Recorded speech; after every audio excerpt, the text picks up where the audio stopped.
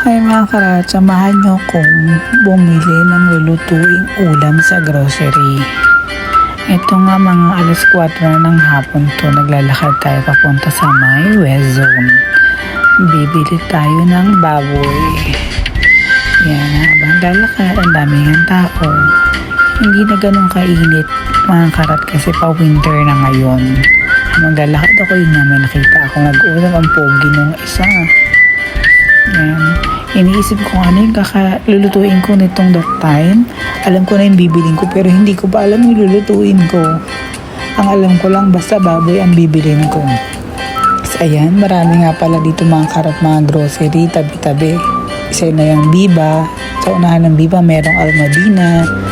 Sa Biba maraming mga mura dyan. Diyan kami halos bumibili madalas ng bigas, hand soap.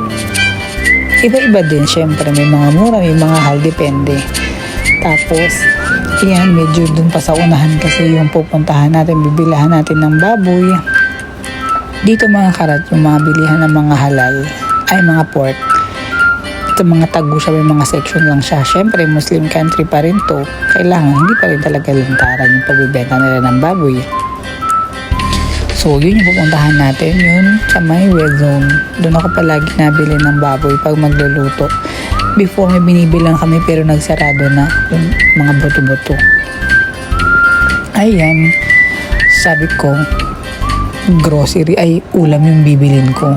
Pero yung tabi nitong itong orange na tindahan na to, tindahan ng mga damit, nahigo pa ako papasok. Ano ba yun? Sabi ko, ulam bibilin ko eh. Pasok ko yan, dami magaganda, dami pigilan mo yung sarili mo. Ito, ang ganda nito. Pigilan yung sarili mo, pagilan mo, magluluto ka, ulam yung bibili mo, ulam, hindi damit. Di ikot-ikot ako mga karat, yan, dami ko nakikita. Sabi ko talaga, bibili lang ako ng ulam, pero napadaan ako dito. Ayan, ang ganda ng mga cargo pants, mga rampa-rampa, aura. O, diba, sukas-sukat, akala mo talaga, ulam lang bibili niyan. Kasi ito mga karat, nakita ko, ang ganda, saktong-sakto lang yung taas sa akin, yung haba. Pero kailangan pigilan ng sarili, kailangan ulam ang bilhin, hindi damit. Hindi naman mamumuya yung mga damit na to. So ayan, ikot-ikot lang tayo, pigil-pigil, hindi pwedeng kumuha ng bibilhin. So habang lalakad ako, nakita ko na naman, naalala ko si Beshi. So ayan, kailangan pigilan ng sarili, pigilan. Actually guys, nagtitingin talaga ako ng black pants pamasok. Yung pang napamasok ko kasi nga hindi ba parang maong style, pero maganda yung mga ganito para mga slack style. Ang ganda.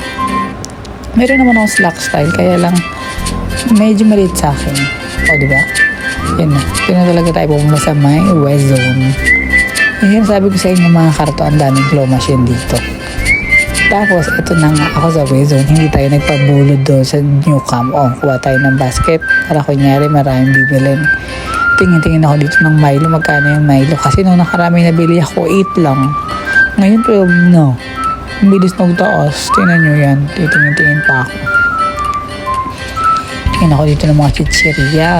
Chichirya tayo is life. Wala yung gusto kong Oishi Seafoods. Shoutout sa Oishi Seafoods. Wala yung gusto kong Oishi Seafoods. Lakad-lakad ulit tayo. Ulam ang bibili. Nandun tayo sa chichiryahan. Ito. Yun na nga. Nakita ko si Chick Boy. Ulam bibiliin ko. Iba naman tayo kay Chick Boy. May cheese. Kuha tayo ng cheese and sweet corn. Ala na yung ulam. Naging chichirya.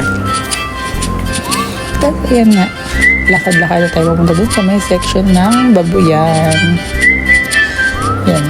Dami din namimili dito. Alam nyo, halos mga namimili sa mga grocery, mga kabayan, mga Pinoy. Ito na yung pork section. Dami dito. Dito nyo makikita lahat ng mga pork. Tingin-tingin muna ako dito sa mga nakakat na mga ito, mga fresh. Sliced na. Pero syempre, doon lang tayo sa may frozen. Yan. Pili-pili ako dito ng baboy. Akala mo, alam ko lang talaga yung lulutuin ko.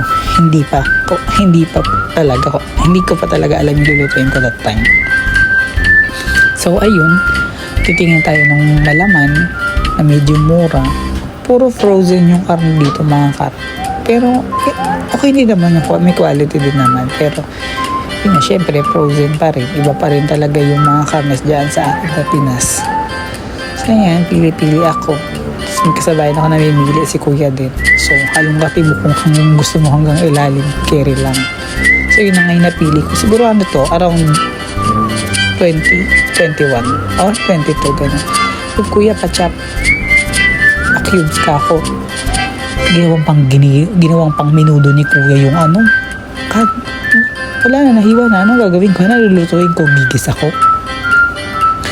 Gulo, napaisip tuloy ako dun sa cut nila. Paano ko lulutuin yun? Gusto ko sana mag-adobo. Kaya napakaliliit naman yun. Tapos ito may nakita tayong seal. Pork patty, 9.95 lang per kilo. Ditingin-tingin ako. Tapos sabi ko, totoo ba? 9.95 lang ito siya. Pork patty siya. Mukha naman siya masarap. Try natin kuha tayo ng dalawa. Pero tingnan ako ulit yung fries. Sabi nakalagay, 9.95. Isa lang kinuha ko. Ma-expect ko sa 9.95. So ko carry na. Tapos labas-labas na tayo ulit sa may pork section. Ikot-ikot naman tayo. Baka may ibang sale. Actually mga karawat, nagtitingin-tingin din talaga ako ng mga iba pang product. Kasi nga, magpapabox ako by December. Nagka-canvas na ako. Nakakita ko ng Coffee Mate. Tinignan ko yung expiry date. Pwede next year pa. 25. Ilaban na yan. Mura pa. Tapos, ito, ay hinahanap ko yung laban. Laban, guys. Ano to? Parang Yakult sa atin, pero maasim na yogurt. Masarap siya. Ito yung Yakult dito. Although Yakult naman din dito, pero expensive. Very expensive. Pero itong laban masarap. Ano siya? Yogurt drinks. Medyo maasim. Siyempre, yogurt. Kumuha rin tayo ng dalawa. Kilala yan dito mga laban. Tapos pumunta ko dito sa may gulayan. Sabi ko, naalala, anahin ko na lang. Sabi ko, babagoongin ko na lang yung binili kong baboy. Kumuha tayo nitong kamatis. Pili-pili tayo ng kamatis. Ang gano'ng kilo ng kamatis? Siguro yung nakuha ko dyan na 4 pieces, 2 dirham mahigit. Sa peso, siguro mga nasa 30 pesos na rin yung 4 na peraso. Ibang mahal, guys. Napaka-pricey ng mga ibang gulay dito eh. Pero ilaban na yan. Kumuha na tayo 4 na perasong kamatis. Tapos ito, yan, tingin-tingin ako ng bakwan. Sabi ko, sarap, mga bagong bukas. Bago yan, tama, bagong hiwa, bagong bukas. Gusto ko ito, kaya lang, parang bigat. Tapos, ano kaya? Ay, pipiliin ko. Pag tingala ako, may nakita ako, milon. Kung milon na lang, mas mura. Kuha na tayo ng milon. Yan dito guys, yan yung mga ibang strawberry, 15 dirham, napakamahal. Tingin tayo dito, papakilo natin yung binili natin kamatis. Nakapila ko yan. Yun na, nakabalik na ako nito sa bahay. Inaayos ko yung mga damit ko mga karat kasi papadala ko yung ibang damit ko na hindi ko na nagagamit. Namili na rin ako ng iba pang mga padala sa pampabox. Yan nga, mga puro sapatos is life, alam niyo naman ang pamilya sapatos. Hindi pa kompleto yung mga ipapabox ko dyan mga karate. Baka naman. Yan yung sinasabi ko sa inyo, nabili ko nung nakaraan na mayroon na 8 dirham lang. Tapos ayan. Yung iba pala, namili ako ng IKEA. Mga gamit sa bahay. Kunti lang naman. Kunti lang din. Pero kaya rin na. Tapos ayan. Hindi ko alam kung paano ayos gagawin ko nito. Hindi ko siya nilalagay sa box mga karate kasi wala pa akong box. Tsaka tayo kuha ng box kapag kompleto na yung laman ng ibabox natin. Totoo, wala pa kasi sa kalahati dito pag naayos yung mga tupperware sa home box o nabili. Tapos, yun yung dates, mga dates chocolate yan. Ilan yan? 1, 2, 3. Ito puro sapatos to. Paninis pa ng CR no? Yan, 3. Tapos, doon ko muna siya ilalagay sa higaan. Total, bakati naman yung higaan na yun. Ano ko muna ilalagay? Yan, nasa sahig palagay. Mga harap? Tina. Yan, pinipili ko na yung mga papadala ko. Hindi ko naman din ng mga nagagamit. Papadala ko naman, babawas na ako ng mga gamit. Tapos, nakita ko itong mga pantalon ko. Ang dami kong mga pantalon, mga karat na hindi na nagagamit na.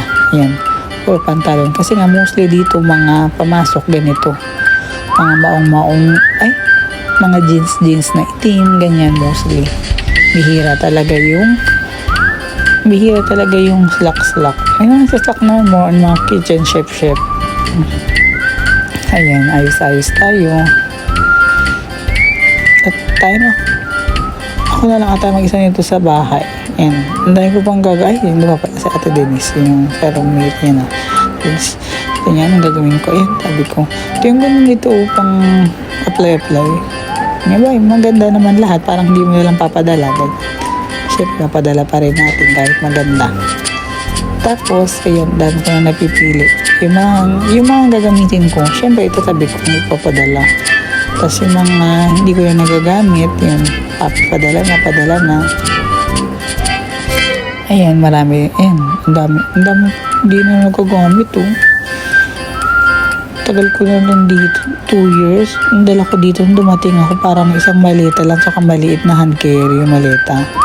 Ngayon, parang 3 maleta na yung mga gamit ko, mga karat. Mga damit-damit lang yan. Etong time na to, kausap ko nito si Mother. Kaya video call ko sila.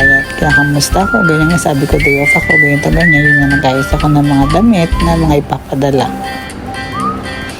Ayan. Diba, puro mga pantalon, mga karat.